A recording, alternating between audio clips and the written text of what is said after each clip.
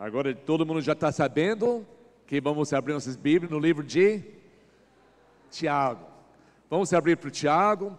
E agora vocês estão sabendo que por algumas semanas vai ser no Tiago. Então, o que vai te ajudar muito é ler durante a semana o livro de Tiago. Quantos capítulos tem Tiago? Quantos capítulos tem Tiago? Só 100 capítulos. É muito fácil ler. Não é difícil entender esse livro. E para nós aprendermos melhor, compreender melhor, seria muito melhor. Todo mundo vai lendo durante a semana, já entendendo, e chega aqui preparado para ouvir mais coisas, talvez um pouco mais profundos na sua vida. Hoje nós vamos começar com uma pequena explicação sobre fé, porque realmente é uma coisa tão simples, mas mal entendido hoje, em todas as épocas, e muito pior, que está mal aplicado na vida da maioria dos crentes. O Tiago não escreve essa carta para um grupo de pessoas descrevendo como eles devem obter a fé. Ele escreve essa carta, como nós vamos ver hoje, para pessoas que ele acredita que ele já possui essa fé sobrenatural, que apenas vem de Deus. E ele está ensinando a eles como eles podem, ou como eles devem usar essa fé diariamente na sua vida. Eu vou começar com um versículo aqui no Tiago, não em capítulo 1, mas em capítulo 2. Em capítulo 2, versículo 18. Que para mim é o tema do livro que nós vamos falar hoje à noite. Capítulo 2 do Tiago, versículo 18, Tiago diz: mas alguém dirá, você tem fé? Eu tenho obras, como se fossem coisas que podia separar. Eu tenho fé, eu acredito em todas as coisas sobre Deus, mas eu tenho obras. Mas olha que Tiago fala: mostre-me a sua fé sem obras, e eu lhe mostrarei a minha fé pelas obras. É uma coisa falar, e outra coisa fazer. É muito fácil falar. A maioria dos que se chamam crentes, cristãos, fala muito sobre a sua própria fé. Mas infelizmente, tem poucos que demonstram isso. O Lucas, o nome dele era Lucas, né? Eu esqueço o nome das pessoas. Lucas que estava cantando. Ele falou dessa irmã, que ela não somente falou da sua fé aqui na igreja, talvez, mas onde ela trabalha, ela demonstrou a sua fé. Então é isso que o Tiago está falando nesse livro. É isso que nós queremos não apenas aprender, mas compreender para pôr em prática em nossas vidas. Ao invés de só falando sobre nossa fé em Cristo, o Tiago diz: então me mostra a sua fé. Mostrando a sua fé dia após dia após dia. É isso que nós queremos focar nessas semanas. A importância, hoje à noite, da sua fé e como você pode crescer a sua fé. No começo vamos ter alguns princípios básicos sobre o que é fé. Bem simples, né? Porque durante essas semanas fazendo esse estudo, nós vamos falar, cada pregador vai falar de vários aspectos da fé diária. Mas vamos entrar hoje com um entendimento bíblico, o que é fé bíblica, e talvez o que não é. Tá? Primeira coisa, vamos passar alguns versículos, só voltando um poucas páginas na sua Bíblia, para Hebreus capítulo 11. Uma descrição rápida, básica sobre fé bíblica. Hebreus capítulo 11, versículos 1 a 3. O autor desse livro simplesmente diz: ora, a fé é a certeza daquilo que esperamos e a prova das coisas que não vemos. pois foi por meio dela os antigos receberam bom testemunho. Pela fé entendemos que o universo foi formado pela palavra de Deus, de modo que aquilo que se vê não foi feito do que é visível. Pela fé, nós acreditamos que Deus, de zero, de nada, só Ele criou tudo que nós podemos ver, até os universos que nós nem podemos imaginar a grandeza das coisas. Deus criou tudo usando nada, só a palavra dEle, tudo vem dEle. O poder majestoso de Deus está em todas as coisas. Pela fé nós acreditamos isso. Nós nunca vimos, a ciência não pode provar isso, ninguém vai provar isso, porque nós acreditamos, nós cremos pela fé. Se alguém podia provar para você que Deus criou exatamente assim, e mostra um telão para você e faz, então agora eu vou crer, porque você provou, isso não é fé, e por isso ninguém vai nunca entender e provar como esse mundo foi feito, que Deus quer que nós aceitamos isso pela fé. Fé é aquela crença, sem dúvida, que algo existe que você não pode ver, mas você acredita como está aqui. Então eu posso ver essa mesa, então por isso eu tenho fé que eu posso pôr a minha Bíblia, os bolsos aqui em cima, porque eu posso ver. Eu posso acreditar que tem uma outra mesa aqui, né? Eu posso dizer, mas aqui tem uma mesa também. Pela fé eu vou acreditar. Alguém está vendo essa mesa aqui? Ninguém está vendo, mas eu tenho fé que está aqui. Você quer ver a minha fé? Não tem. Por quê? Porque essa fé numa mesa aqui não está baseado nas promessas de Deus, não está baseado em nada. Um desejo que eu tenho. Imagina a emoção de vocês se ia ficar aqui, né? Você ia acreditar tudo que eu vou falar. Mas essa fé é um desejo, uma fantasia, um sonho que Deus vai fazer uma coisa porque eu quero. Mas não é fé bíblica. É um desejo que muitos têm, Deus vai fazer isso para mim. Deus vai me fazer rico, Ele vai me curar, Ele vai fazer um monte de coisa na minha vida, Ele vai atacar meus inimigos. Então essas coisas que a gente tem fé, muitas pessoas falam que é fé em Jesus, e assim eu creio, mas não são baseados nas promessas bíblicas. Fé bíblica é sempre baseado aqui e na pessoa de Cristo. Porque fé é importante? Vamos continuar aqui em Hebreus capítulo 11, versículo 6. 11, versículo 6. Simplesmente diz: sem fé é impossível agradar a Deus, pois quem dele se aproxima precisa crer que Ele existe e que recompensa aqueles que o buscam. Isso é fé. Eu não posso ver Deus, eu não posso ter certeza de uma prova que essa aqui vem de Deus, mas eu, pela fé, eu acredito que essa aqui é a palavra de Deus, e tudo que eu vou ler aqui, de capa a capa, são as palavras de Deus. Ele deixou isso para mim, para que eu possa aprender quem Ele é, e como eu posso agradar, o que eu preciso fazer na minha vida, para viver uma vida de acordo com a sua vontade, porque eu acredito aqui na Bíblia, é claramente que fala, quem faz isso terá vida eterna, e quem ignora esse livro, joga no chão. Quem ignora esse livro, vai ter uma vida em morte eterna, no inferno para sempre e sempre. Eu não quero isso, nem eu quero as pessoas que eu gosto, que eu amo, eu não quero que ninguém passe uma eternidade no inferno. E eu acredito pela fé, que a única maneira que a pessoa vai evitar o inferno e ter vida eterna no paraíso com Deus, é fé, o que está escrito nesse livro. Por quê? Porque Romanos capítulo 10, versículos 13 a 17, diz: porque todo aquele que invocar o nome do Senhor será salvo. Salvo de quê?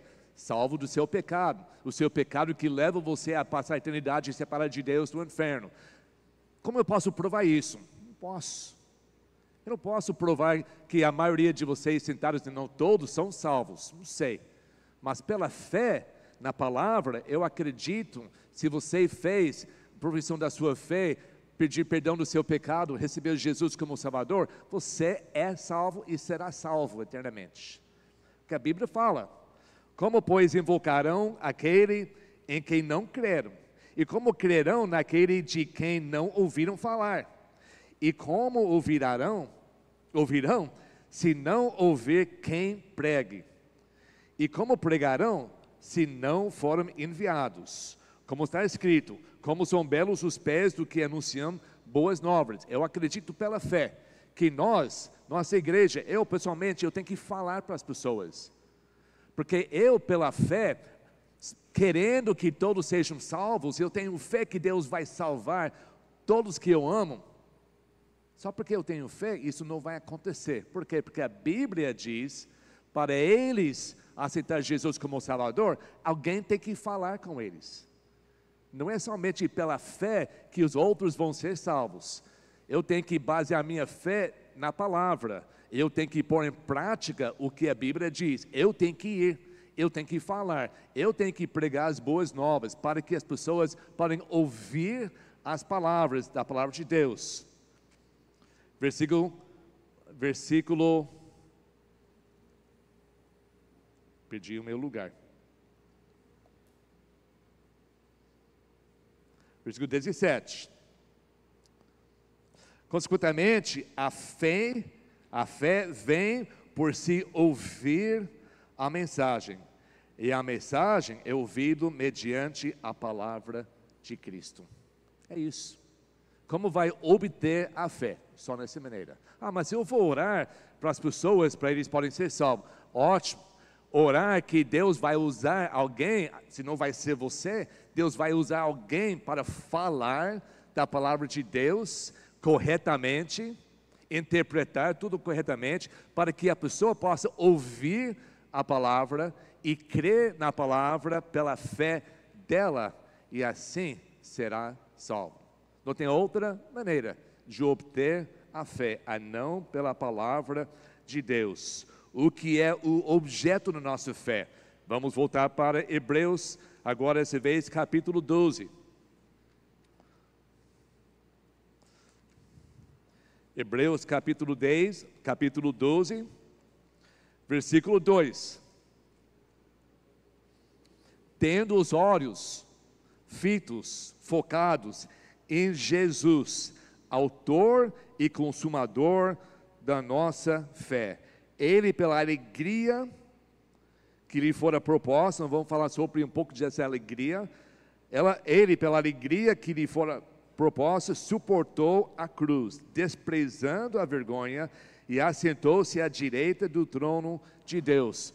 Jesus morreu na cruz para pagar o preço de todos os nossos pecados. Nossos pecados, a Bíblia diz, separa a gente de Deus eternamente.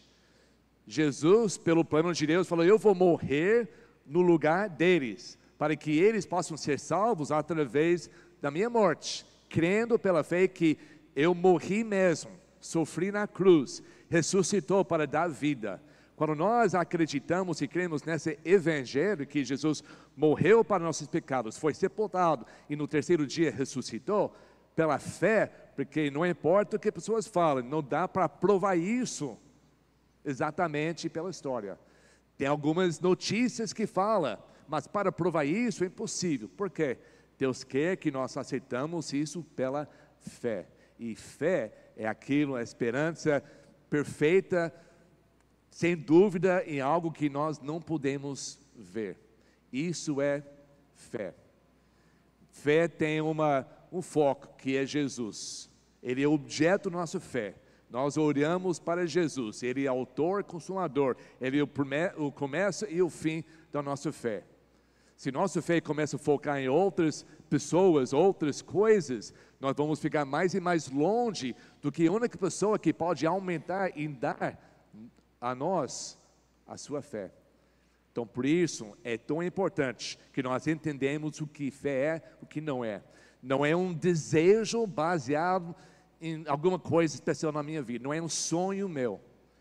Não é aquela coisa que eu vou ter tanta fé, eu vou acreditar tanto em alguma coisa aqui que Deus vai fazer para mim, que eu vou forçar a Deus fazer a minha vontade. Não funciona assim. Deus nunca vai dar a você a sua vontade fora da vontade dele. Sim, nós precisamos fé para Deus liberar as bênçãos que Ele tem para nós, mas eu não posso mandar em Deus como Ele vai me abençoar, porque as coisas já estão faladas, já estão prometidos na Bíblia. A fé é pelo ouvir a palavra de Deus. Nós não podemos inventar coisas que Deus vai fazer para mim, porque eu tenho grande fé. Eu já vi isso destruir a vida das pessoas que se chamam crentes. Eu já vi pessoalmente que pessoas das igrejas orando para alguém que estava doente. Bem no começo da nossa igreja, os primeiros membros da nossa igreja lá na Nova Vida, lá em 1987, houve um casal que aceitaram Jesus, foi os primeiros membros da igreja. Esse homem foi muito conhecido, todo mundo amava ele, o nome dele era Cido, para vocês que lembram do Cido Sucos, naquela época, e ele era uma pessoa muito conhecida na cidade. Ele pegou uma doença muito feia, muito perigoso, e foi várias vezes no hospital, e ele acabou morrendo dessa doença, Chagas, jovem, nem 40 anos ele tinha. E teve amigos dele de outras igrejas falando, mas ele não vai morrer. Todo mundo estava orando para ele, ele falou, ele não vai morrer, eu tenho fé que ele não vai morrer. E ele morreu. E a fé dessa pessoa morreu também. Porque a fé é um sonho, um desejo grande, mas não estava baseado na palavra de Deus. Deus pode curar? Sim. Ele cura todo mundo? Não. Nós temos que entender isso como a vontade de Deus. Então nós não podemos criar uma situação e falar, só porque eu tenho tanta fé, Deus vai fazer isso acontecer. Não vai. Nós temos que ter a fé baseado na palavra de Deus. O objeto da nossa fé é sempre em Deus. E o Espírito Santo trabalhando continuamente em nossas vidas, para que nós possamos aprender, entender, pôr em prática tudo isso em nossas vidas. E isso é simplesmente o que é fé. Você está lendo alguma coisa aqui na palavra de Deus, aceitando como verdade, e você colocando em prática na sua vida. A Bíblia diz em Hebreus para não deixar reunir como uma igreja, não deixar isso como os outros fazem, vocês reúnem na igreja.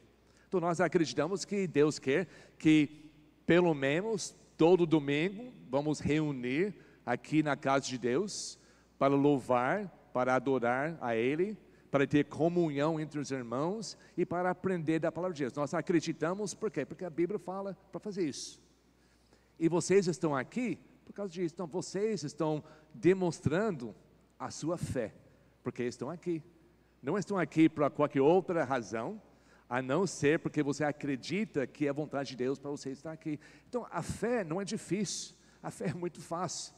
Tudo que nós aprendemos, que nós não podemos provar, que nós não podemos dizer que eu tenho certeza, porque eu posso ver que é isso que Deus quer. Não, nós lemos aqui as promessas e nós aceitamos como se fosse nessa mesa aqui, tão claro, tão perfeito, e aí eu vou planejar, eu vou mudar a minha vida para caminhar nesse caminho aqui, porque eu creio pela fé que é o caminho que Deus me colocou. Isso é fé. E Tiago agora está escrevendo para uma igreja. Vamos agora para Tiago, capítulo 1. Ele está escrevendo não necessariamente para uma igreja, mas um povo dos judeus, provavelmente a primeira geração dos crentes em Cristo. esse grupo de pessoas na época do Tiago estava sofrendo muito. A maioria estão sendo abandonados pelo o seu próprio país, porque eles estão deixando o judaísmo, entrando, seguindo Jesus como Messias. Eles estão sendo maltratados pelos romanos, porque não tinham o seu próprio país. Então eram pessoas, uma vida diferente, cheia de tribulações, de tentações de talvez voltar para um caminho mais conhecido e deixar seguindo Cristo. Teve muitos ataques, sofrimentos, perseguições, tentações, provações.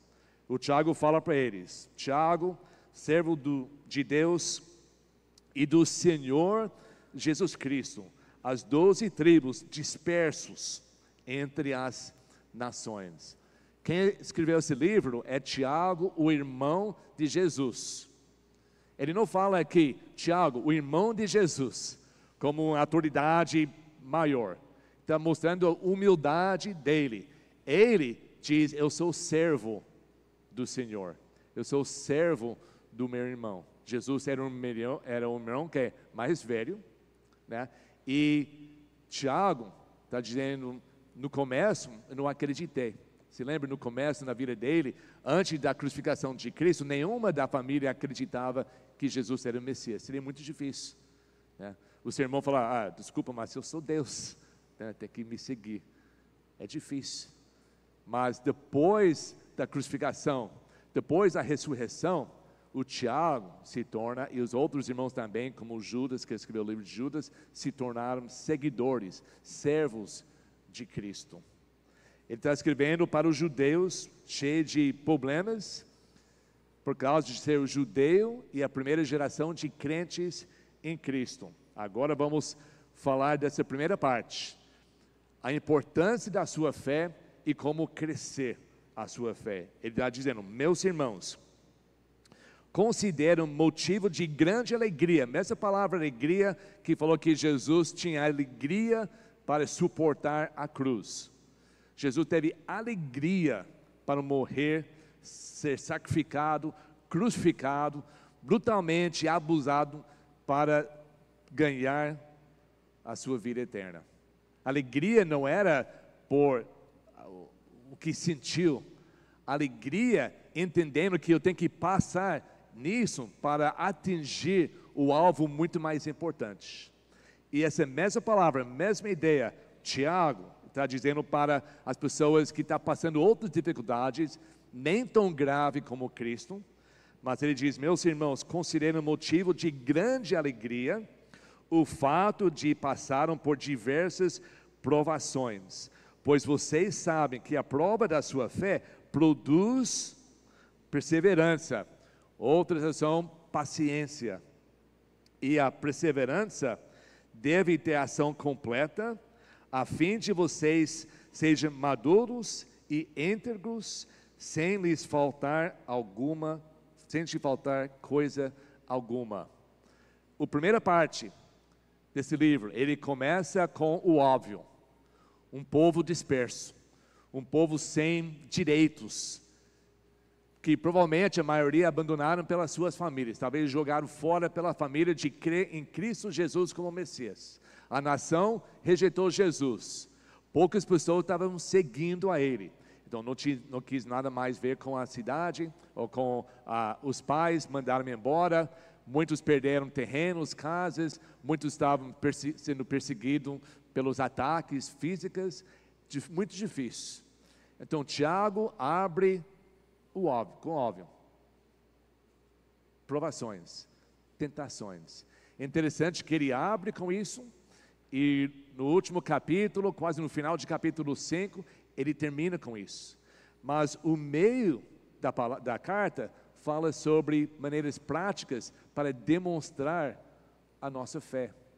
Então, o que eu quero fazer hoje, como ele não fez, ele menciona tentações, provações, ele explica porque tem que acontecer nas nossas vidas também, que crê em Cristo, mas ele não quer que nós focamos nisso. Ele quer que nós focamos em nossa fé. E como nós podemos viver uma vida baseada na fé em Cristo, que mostra como essa irmã mostrou amor, mostrou Jesus para o mundo, pela fé. Muitos crentes focam somente nas tentações, somente nas provações, somente nos sofrimentos, e nunca põem em prática a sua fé para mostrar o amor e a vitória em Cristo.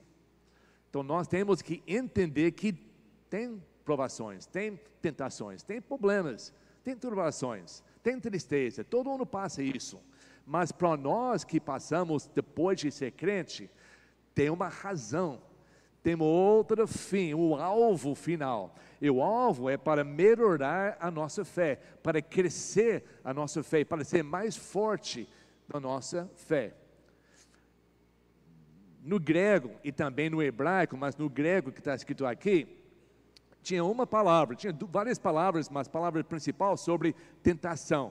Aqui na nossa Bíblia, eles tentam traduzir provações e tentações, e testes e provas, mas é a mesma palavra. Por quê? Porque antigamente, no mundo antigo, eles entenderam que tentação era tudo era tentação. Teve algumas tentações para o bem, que nós chamamos de provações, e teve tentações para o mal, Satanás tentando destruir a nossa vida. Mas é uma palavra só, tentações. E eles, pelo contexto das coisas, tinham que decidir, entender, será que essa que estou vendo agora, acontecendo comigo, essa tentação é uma tentação para eu fazer coisa mal? Ou uma provação de Deus? Deus me provando com isso, para crescer a minha fé? Ou Satanás está usando essa situação para fazer que eu caia no pecado? Então pode ser confuso. Tem alguém aqui confuso com essa ideia? Né? As coisas que acontecem na sua vida, vocês sabem exatamente por que estão acontecendo? É Deus provando você ou Satanás tentando você? É isso que o Tiago quer explicar para eles. Mesmo confusão. Mas por que eu estou aqui? Por que eu estou disperso? Por que eu não tenho liberdade? Por que eu não tenho paz? Por que a pessoa me odeia só porque eu sou judeu? Por que os judeus me odeiam porque eu não sou da mesma religião deles? Então era muito difícil para eles, muito mais do que nós hoje em dia. E o Tiago quer que eles foquem na fé, para mostrar diariamente, viver na fé de Deus. Mas ele no começo tem que mostrar o óbvio. Eu sei que você está passando dificuldades, mas quando você passa, você tem que ter grande alegria, a mesma alegria que levou Jesus na cruz, porque ele, sabendo de sofrimento na cruz, produziu eternidade para todos que nele crê. Todas essas coisas que você está passando, seja tentação pelo Satanás para destruir a sua vida, seja provações de Deus para melhorar a sua fé, seja ataques pelo inimigo de perseguição, qualquer coisa, se você aprende a suportar, vencer, você vai crescer. Sabe que essa palavra perseverança, ou outra tradução na Bíblia, paciência, vem da palavra upomeno, palavra grego upomeno. Essa vem de duas palavras no grego. A primeira palavra é sobre um peso, é sobre peso, um peso em cima de você. E a segunda parte é a que você quer permanecer. A ideia de upomeno, paciência e perseverança, é que você quer permanecer debaixo do peso que está em cima de você. Você vai permanecer, porque você sabe que isso vai fazer você mais forte. A mesma coisa que acontece em todas as academias no mundo hoje. A pessoa até paga para fazer isso. Você paga para ser debaixo de um peso que no começo você não consegue levantar, mas pouco a pouco você vai criando forças, músculos para poder permanecer debaixo daquele peso até você conseguir levantar, suportar, vencer o peso.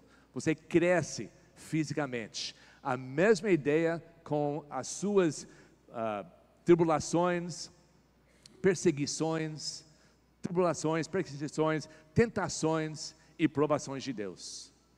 Tem que permanecer firme e fiel até o fim. Perseverança. Você está sobre um peso e você está feliz, porque você sabe que o mais que eu treino, mais que eu suporto esse peso, mais forte vou ser. Ele termina esse primeiro pensamento em versículo 4. E a perseverança deve ter ação completa, ação perfeita. Mesma palavra de perfeição, completa. Perfeição e completa é a mesma palavra no Novo Testamento, que para terminar, para você conseguir, você tem que terminar. A ação de toda aprovação, de toda sensação que Deus deixa acontecer na sua vida, é para você ganhar, vencer, suportar até o fim. E assim, o fim vai ser aqui. O quê?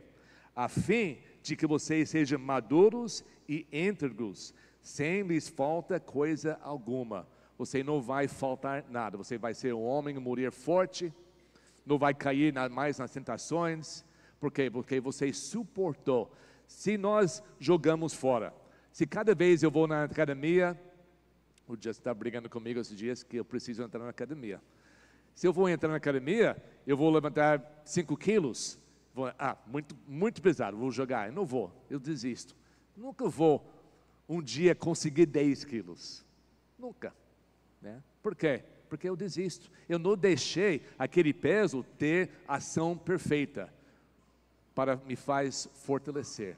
A maioria de nós, quando entra momentos difíceis em nossas vidas, quando tem ou tentação, ou provação, ou tribulação, ou perseguição, a gente não entende por que está acontecendo, e a maioria desistem, sai fora. Se eu indo na igreja, se eu lendo a minha Bíblia, se eu falando as coisas de Deus, estão causando essa dificuldade da minha vida, é melhor não ser mais crente, desisto. Até Jesus falou sobre isso, na parábola dos sementes. Muitos nunca vão chegar à ação completa de ser maduro, íntegro no Senhor, onde não falta nada espiritualmente na sua vida, porque não permanecem sobre o peso das tribulações, provações, tribulações. Ele está falando para eles, o foco não pode focar nas problemas, foca no fim, que você vai ser grande e forte, e não vai faltar nada na sua vida espiritual. Enquanto está passando as dificuldades, só lembra essa parte, como você vai tornar. Não todo mundo que treina tem aquela foto de antes e depois, tá? Então só foca naquele depois, que vai ser um homem íntegro, uma mulher completa diante de Deus. Assim, com alegria, nós vamos suportar até a agonia da cruz, como Jesus fez. Isso é muito importante para eles e para nós. Então ele vai abordando a segunda parte dessa introdução dele. Mas como vai saber? Todos nós aqui, quando passa dificuldade, quando passa coisas ruins na sua vida, você tem certeza se é tentação de Satanás ou provação de Deus? Sabe que pode ter também um castigo de Deus. Talvez você fez alguma coisa errada como filho de Deus. Nós aprendemos domingo passado, até na igreja de Laodiceia, que estava fazendo muita coisa ruim. Jesus falou, eu estou dando tempo para vocês arrepender. Por quê? Porque eu castigo quem eu amo.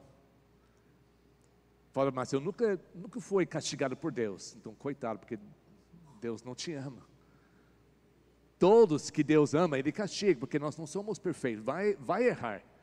Mas como eu vou saber, agora essa que está acontecendo comigo, talvez na minha família, perdi o emprego, está doente, furou pneu, acidente, muita coisa, tá? Porque Deus está me castigando que eu errei, Ele me ama, está corrigindo a minha rebeldia, ou essa aqui é uma coisa de Satanás, tentando que eu desisto de servir a Deus, ou uma provação que Deus está me dando para provar, como um aluno, que ele falou o dia dos professores, aluno na sala, de vez em quando tem que aplicar uma prova para ver se o aluno está entendendo a situação.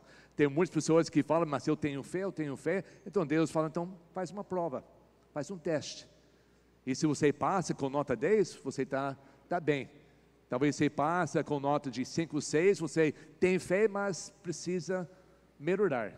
Então as provações que fazem isso, mas o difícil é saber, no momento que está sobre a pressão, mas o que está causando isso. Por isso o Tiago passa para a próxima coisa. Se alguém de vocês, versículo 5, tem falta de sabedoria, peça a Deus, que a todos dá livremente de boa vontade e lhe será concedida. Você tem que ter sabedoria para saber. E de onde vem a sabedoria? Vem de Deus. Você não pode chegar para qualquer outra pessoa e falar, mas pastor, eu estou sofrendo isso, mas por que estou sofrendo isso? Não sei. Você que tem que saber. Você que tem que orar para Deus, Deus me dá sabedoria. Pela fé, ele vai falar aqui, ele vai te dar. Porque essa é uma resposta da sua oração que Deus aprova. Ele diz assim, versículo 6. Ele já falou, de livremente será concedido. Peça, porém, com fé, sem duvidar. Pois aquele que duvida é semelhante à onda do mar, levada e agitada pelo vento. Não pense que tal pessoa que receberá coisa alguma do Senhor, pois tem mente dividida e é invisível em tudo o que faz. Está vendo porque fé é importante? Deus não dá coisa alguma para a pessoa que não tem fé. E quando nós pedimos algo baseado na palavra de Deus, como Deus, eu preciso a sua sabedoria para que eu possa entender por que as coisas estão acontecendo comigo. Como Davi pedir perdão, ele diz, Senhor, sonda o meu coração para ver se tem algo em mim que eu preciso tirar para que eu possa restaurar o nosso relacionamento. Porque eu posso ter a paz e o gozo que eu perdi por causa do meu pecado. Deus me mostra se essa coisa que eu estou passando, que eu preciso evitar, desviar, deixar, ou algo que o Senhor está trazendo na minha vida para crescer a minha fé. Porque se é uma coisa de Satanás, nós temos que evitar. Se é uma coisa de Deus, eu tenho que suportar. E como eu vou saber? Eu vou perguntar para o pastor, mas o pastor não vai saber. É o seu peso que Deus deixou acontecer com você para crescer a sua fé. É uma coisa pessoal, é uma coisa importante, a maneira que Deus comunica com todos nós, através das provações e tentações. E se nós evitamos tudo isso, nunca vamos crescer em nossa fé. Não é nada que nós queremos, pedimos para o Natal, Deus me dá provações. Ninguém vai. Mas com alegria, quando vem, nós sabemos que Deus está fazendo alguma coisa. Deus quer que eu vou crescer, quer que eu cresça mais. E com alegria, com gozo, eu aceito esse desafio. Porque eu sei que Deus não vai permitir algo acontecer na minha vida que Ele já sabe que eu posso aguentar. Deus não vai ser aquele treinador que coloca muito peso em você, quando Ele sabe que você é fraco demais para levantar e se machuca. Não vai fazer isso. Ele vai colocar o peso exato para você esforçar, para crescer, mas não demais para ficar em cima de você e machucar você. Não vai acontecer, mas nós temos que ter sabedoria. Se nós não pedimos com fé, Deus não vai nos dar. Então, Tiago não está falando aqui como receber fé. Ele está escrevendo uma carta para as pessoas que falam que já têm fé. Então ele está ensinando como eles crescer a fé, a importância, porque é somente através da perseverança nas provações e nas tentações, você cresce. Além de conhecimento da Bíblia, que é outra parte que semana que vem nós vamos falar, não vou tocar isso, mas tem o conhecimento da Bíblia e tem provações. As maneiras que biblicamente cresce a nossa fé, mas nós temos que permanecer felizes debaixo do peso. Eu não sou treinador, mas com certeza eles vão dizer que quando uma pessoa entra na academia e vai querer treinar para melhorar o seu corpo físico, Se cada vez que Ele fala para fazer uma coisa, você reclama, você vai falar mal, você vai fazer com má vontade, provavelmente não vai ter o resultado bem. Vai demorar muito e logo, logo a pessoa vai desistir. Quando acontece coisas na sua vida, seja tentações, Satanás não tenta ninguém que ele já está com ele. Ele faz tentações para pessoas que ameaçam o mundo. Quando está recebendo tentações de Satanás, quando está recebendo provações de Deus, perseguições dos que odeiam Deus na sua vida. E você entende, agora, Deus está deixando isso acontecer na minha vida para que eu cresça espiritualmente. Beleza, estou pronto. Não vou reclamar, não vou criticar, não vou falar mal, não vou ser deprimido. Eu vou trabalhar e mais rapidamente eu vou suportar e vencer tudo que Deus tem para mim. Se nós reclamamos, murmuramos, nós já perdemos. Nós nunca vamos continuar até o fim. Ele fala no versículo 9, vamos continuar hoje até versículo 18, tem que correr.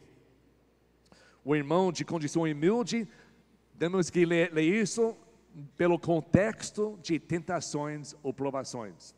O irmão de condição humilde deve orgulhar-se quando estiver em elevada posição, e o rico deve orgulhar-se caso passe a viver em condição humilde, porque o rico passará como flor do campo, pois o sol se levanta, traz o calor e seca a planta, cai então a sua flor, e a sua beleza é destruída. Da mesma forma, o rico murchará em meio aos seus afazeres. Só porque a pessoa é rica não significa que está sendo abençoado por Deus. Só porque a pessoa é pobre não significa que não está sendo abençoado por Deus.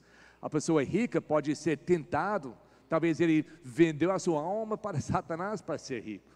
A gente não sabe, cada pessoa vai saber a sua própria condição diante de Deus.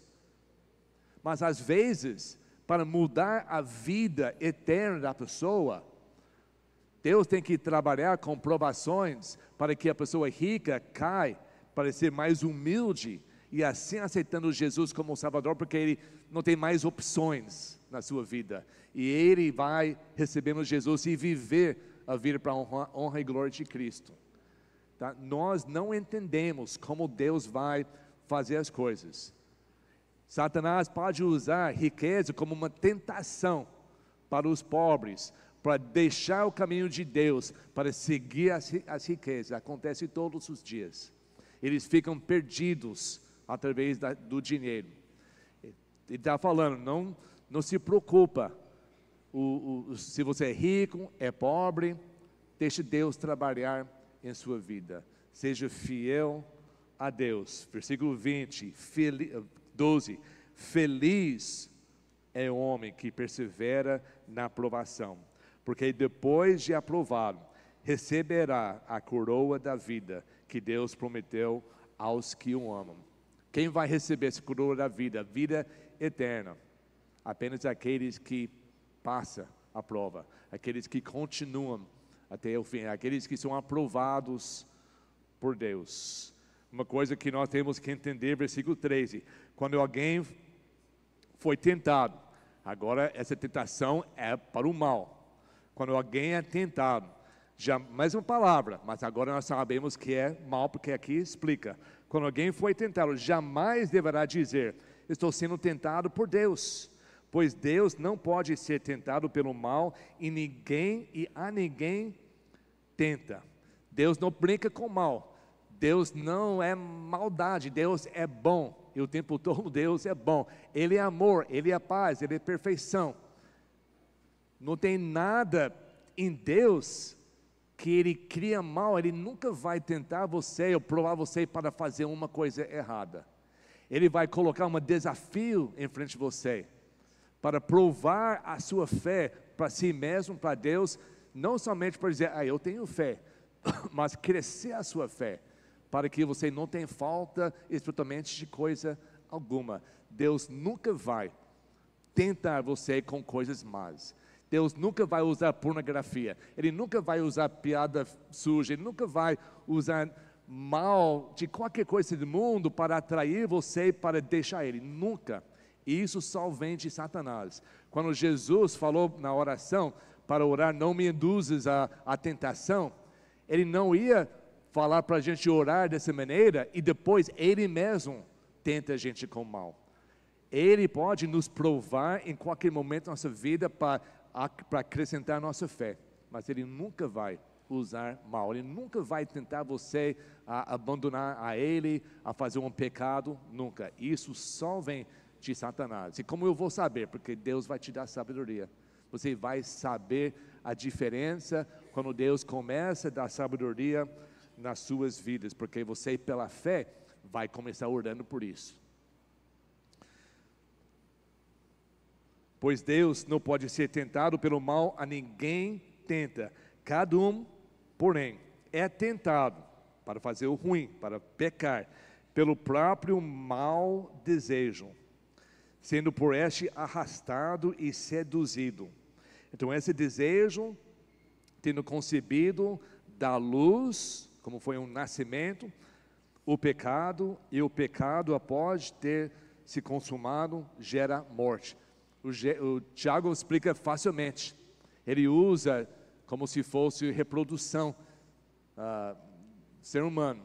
Ele diz, no começo, Satanás vai tentar atrair você, usar uma coisa bonita, como eu falei, pode usar pornografia, coisas imorais, dinheiro, qualquer coisa que vai desviar você do caminho de Deus. Ele vai usar essas coisas do mundo, porque ele é o dono desse mundo. Quando ele levantou Jesus em Mateus capítulo 4 e tentou Jesus, o que ele falou no último? A Bíblia diz que ele levou Jesus a uma montanha bem alta e mostrou todos os reinos do mundo. Ele falou para Jesus, Satanás falou para Jesus, está vendo esses reinos, toda a glória desses reinos, se você se joelha e dobre seu joelho para mim, e me honra, eu vou te dar tudo isso, está vendo? E Jesus não levantou e falou, você não tem poder, você não é ninguém. Não, ele só falou coisa da Bíblia para Satanás. Satanás tem poder, ele tem domínio sobre essas coisas do mundo por enquanto. Ele pode te oferecer qualquer coisa, riqueza, imoralidade, tudo que o desejo do homem, infelizmente, está nessas coisas.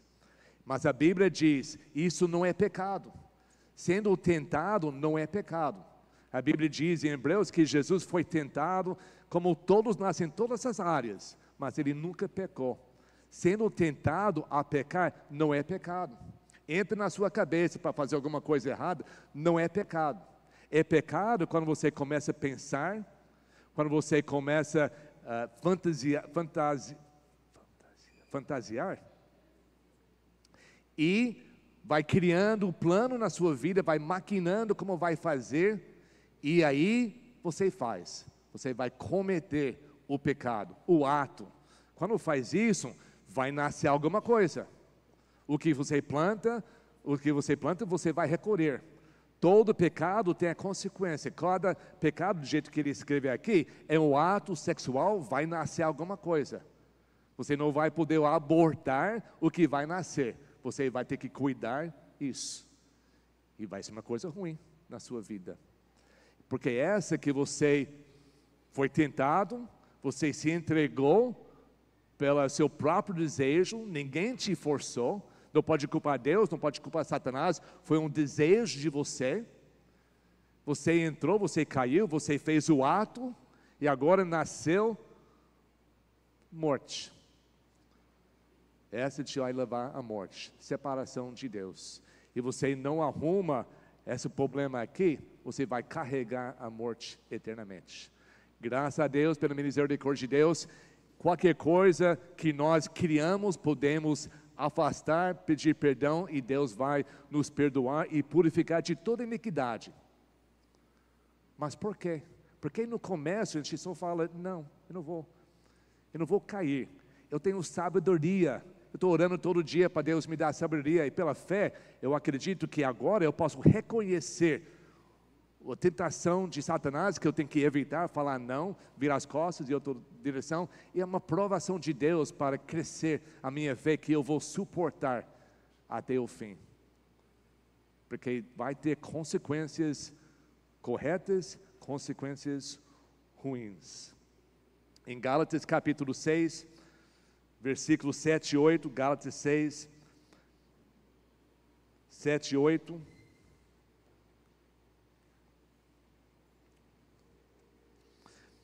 não se deixe me enganar, de Deus não se zomba, pois o que o homem semear, isso também colherá.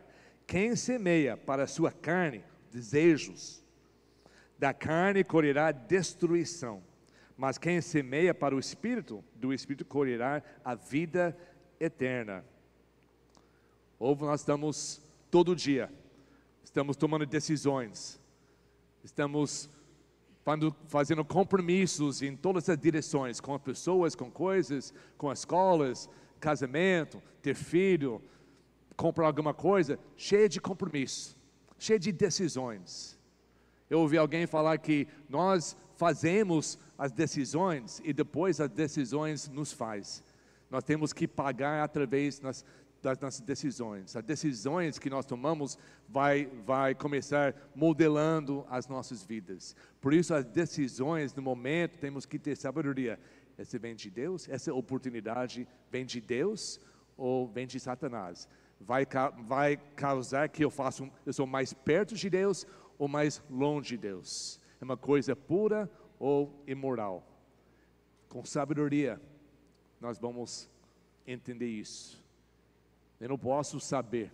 Se é uma coisa óbvia, se você é pastor, alguém falou para mim, me ofereceu esse trabalho, mas é muito fácil, o sol chega mais ou menos 2, 3 horas da manhã na casa das pessoas, quando está dormindo, rouba a casa, depois eu sei, então eu acho que essa não é de Deus.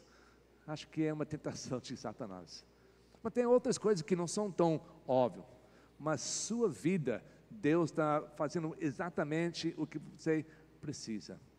E você vai saber com a sabedoria de Deus. Tem coisas comuns que acontecem para todo mundo, que vai provar a sua fé. Perder o trabalho, tem conta que não dá para pagar, tem doença na sua família, tem acidente. Tem muitas coisas que são comuns para todo mundo passa. Essas coisas vão deixar você desistir, servir a Deus, porque Deus não está me abençoando? Ou você não tem fé, ou a sua fé é muito pequena. Tem que crescer. Tem outras provações que acontecem somente para os crentes, perseguições dos inimigos só porque você é crente, jogado na prisão ou até morte. Nós podemos ver a história da igreja e tudo isso aconteceu dos nossos irmãos e irmãs na fé desde o tempo de Cristo. E eles permaneceram fiéis. Receberão grande recompensa eternamente. Se nós desistimos, eu acho que as provações são muito mais fáceis a reconhecer. E quando nós continuamos fiéis, até quando as coisas ao nosso redor estão caindo, essa mostra que você tem ainda fé, porque a fé não está nas coisas, a nossa fé está na pessoa. E Jesus falou, quem crê em mim, até vai morrer fisicamente, mas vai ter vida eterna. Em mim, você vai ter paz. O mundo vai ter tribulações, mas em mim vai ter paz. Pela fé, nós podemos viver em paz, em qualquer situação. Ele termina, e o grupo de louvor pode vir, ele termina aqui, voltando para Tiago, capítulo 1, versículo 16, meus amados irmãos, não se deixem me enganar. Ele está deixando bem claro, o meu foco dessa carta vai ser sobre a sua fé, mas no começo eu tenho que falar sobre os problemas que vocês estão enfrentando. Mas lembre que esses problemas não foquem nessas coisas, porque Deus está deixando essas coisas acontecer para crescer a sua fé, não para derrotar você, não para destruir a você. Então seja fiel até o fim. Meus irmãos, não se deixem me enganar. Toda boa dádiva e todo dom perfeito vem do alto, descendo do Pai das luzes, que não muda com sombras inconstantes. Por sua decisão de Deus, Ele nos gerou pela palavra da verdade, a fim de sermos como os primeiros frutos de tudo o que Ele criou. Deus tem um desejo grande em todas as nossas vidas. Ele gerou através do poder do Espírito Santo. Jesus morreu na cruz. Eles eram a primeira geração dos salvos dentro da nação de Israel. Talvez hoje à noite você é a primeira geração da sua família para aceitar Jesus e viver essa vida. Seja o primeiro de muitos frutos. Não deixe a sua fé morrer com você. Está falando para eles, gente, nós somos a primeira geração, vai ser difícil. Vai ter muitas provações, coisas que nós não somos acostumados. Vai ter muitas tristezas acontecem. Mas fica fiel. Você é primeiro de muitos. Se vocês desistem, quem vai continuar? Seus pais desistem, as suas crianças, os seus netos futuros. Nós temos que ser o primeiro de muitos e não o fim da linha. E tudo vai depender da sua fé. Quero terminar com um versículo que vai colocar aqui. Paulo prometeu através da palavra de Deus, os crentes, membros da igreja em Corinto, passando dificuldades. Ele diz para eles: não sobreveio a vocês tentação que não fosse comum aos homens. E Deus é fiel. Ele não permitirá que vocês sejam tentados além do que podem suportar. Mas quando forem tentados, Ele mesmo lhes providenciará um escape, para que possam suportar. Pela fé, tem que acreditar isso. Eu não sei o que está passando, não sei a sua dificuldade, não sei, Deus sabe. E Deus te ama, Deus te salvou, Deus te gerou você para ser talvez o primeiro ou estar na linha para continuar, passando isso para outras pessoas na sua família, até muito depois da sua morte. Ele não quer você seja destruída. Ele não vai pôr um peso sobre você que você não consegue suportar. Se você acha que não está suportando o que está acontecendo com você agora, é mentira de Satanás.